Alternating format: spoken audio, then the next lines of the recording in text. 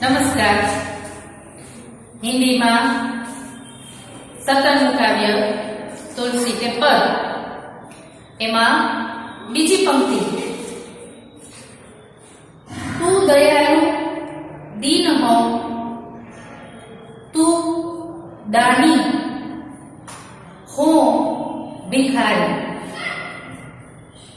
હો પ્રસિદ્ધ પાતકી, તું પાપ પુંજહારી, નાથ તું અનાથ કો, અનાથ કોન મોસો, મો સમાન આરત નહીં, આરતી ભર તોસો, બ્રહ્મ તું हो जीव तू, ठाकुर हो चेरो,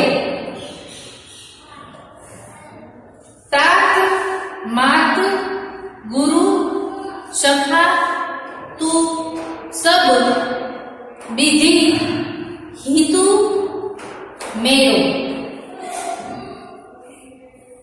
तो ही मोही नाते अने मानिए जो भावे,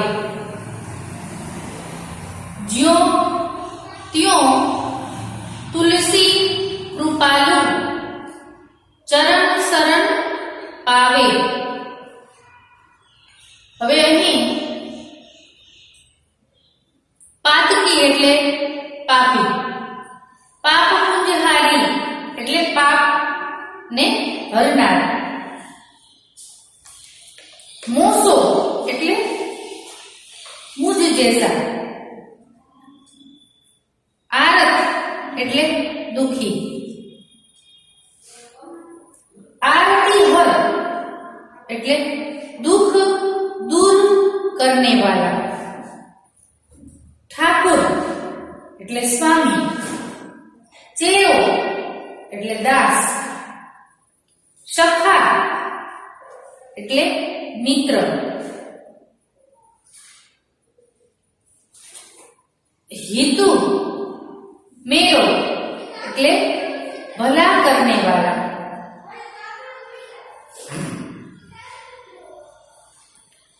હવે આ બીજી પંક્તિમાં આપણે જોશું કે કવિશ્રી આપણને શું સંદેશો આપવા માંગે છે. બીજી પંક્તિમાં કવિ એ જે ઔધી ભાષામાં જે પંક્તિ આપેલી છે એનું ગુજરાતીમાં હું તમને ભાષાંતર કરીને સમજાવું છું. કવિ કહે છે, હે પ્રભુ, આપ દયાળુ છો તો હું દીન અર્થાત દયાપાત્ર છું. આપ દાની છો તો હું ભિખારી છું. જો હું પ્રસિદ્ધ પાપી છું તો પાપોના સમૂહનો નાશ કરનાર આપ જેવું કોઈ નથી. તમે અનાથોના નાથ છો તો મારા જેવો કોઈ અનાથ નથી, મારા જેવો કોઈ દુખી નથી, અને આપ જેવા દુઃખ હરનાર કોઈ નથી. હે પ્રભુ, આપ બ્રહ્મ છો તો હું જીવ છું. આપ સ્વામી છો તો હું આપનો સેવક છું. આપ મારા માતા પિતા, ગુરુ, મિત્ર અને બધી રીતે મારા હિતેશી છો. આપની અને મારી વચ્ચે અનેક સંબંધો છે. આમાંથી જે સંબંધ આપને પસંદ હોય તે મારી સાથે જોડી શકો છો. તુલસીદાસજી કહે છે કે હે કૃપાલુ, હું તો કોઈ પણ રીતે આપના ચરણોમાં શરણ પામવા ઈચ્છું છું. આવો સંદેશો કવિ આપણને એ પોતાની અવધી ભાષાની પંક્તિઓ દ્વારા આપણને આવો સંદેશો આપવા ઈચ્છે છે. અહીં અમુક શબ્દો છે જે કાવ્યમાં વપરાયેલા પંક્તિઓમાં ખગ, મૃગ, વ્યાધ, પસાણ, બીટક, જવન, એની તમને સમજૂતી આપો તો खग એટલે जटायु रामायण का एक प्रसिद्ध गिद्ध, वह सूर्य के सारथी अरुण का पुत्र था. सीताहरण के समय इसने रावण से युद्ध किया और वह घायल हुआ था.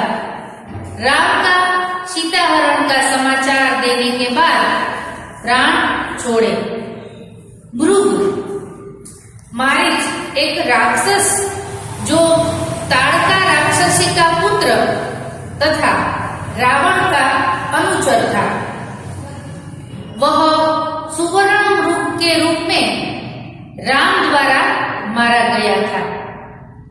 व्याघ्र वाल्मीकि पहले हिंसा वृत्ति से जीवन यापन करते थे, परंतु बाद में संकादिक ऋषियों के उपदेश से जीव हिंसा छोड़कर तपस्या में लगे और महर्षि वाल्मीकि कहलाए. उन्होंने रामायण की रचना की. पशान એટલે अहल्या महर्षि गौतम की पत्नी. शापवश वह पत्थर बन गई थी. राम के चरणों के स्पर्श से इसका उद्धार हुआ.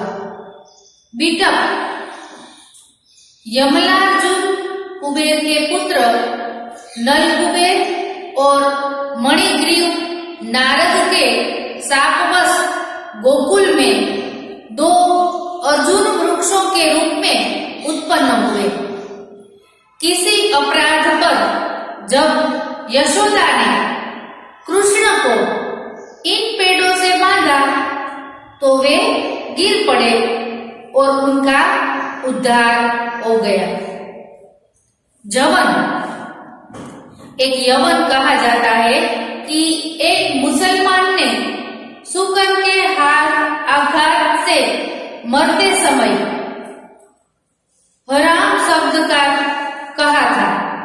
अनजाने में ही राम शब्द का उच्चारण करने से उसकी मुक्ति हो गई.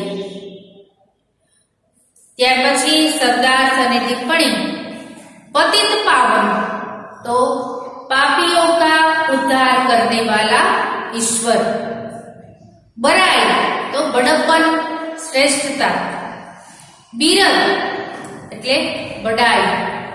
અધમ એટલે પાપી. ઉદ્ધારના એટલે ઉદ્ધાર કરનાર. ધનુજ એટલે રાક્ષસ.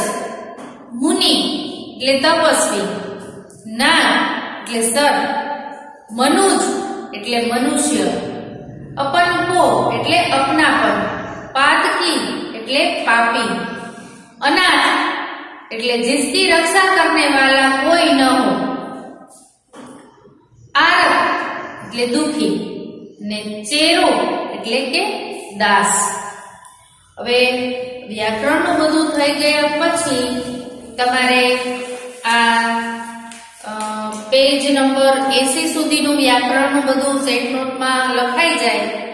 ત્યાર પછી આ 17મું જે કાવ્ય છે તેના દરેક શબ્દાર્થ અને ટિપ્પણી અને સ્વાધ્યાયના બધા જ પ્રશ્નોત્તર સેટ નોટમાં દરેક વિદ્યાર્થીની બહેનોએ લખવાના રહેશે. નમસ્કાર.